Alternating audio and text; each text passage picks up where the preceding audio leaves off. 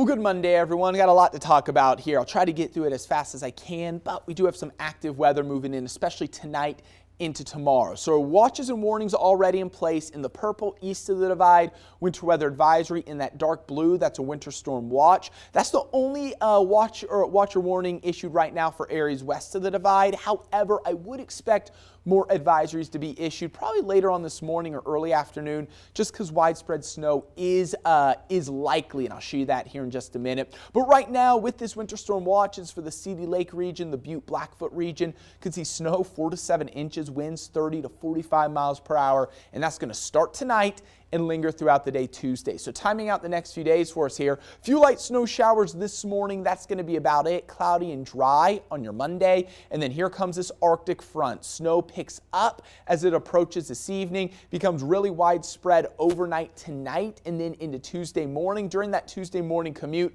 we could see some widespread snow, blowing snow as well, so it could be some difficult travel waking up tomorrow morning with this front rolling through. And then snow looks to linger really through the afternoon and evening, primarily west central and southwest Montana on your Tuesday. Much colder temperatures behind that front as well. So expected snow with this system. This is one of the model runs we have. Notice widespread accumulating snow will be possible. Least amounts far northwest Montana, Troy, Libby, Trout Creek, generally an inch or less. The highest amounts closer towards the divide, Phillipsburg, Georgetown Lake, Anaconda, you can see in that higher amounts there, and that could even move up into that CD Lake region as well. Other than that, a couple inches will be possible with this system as that Arctic front rolls through tonight into Tuesday.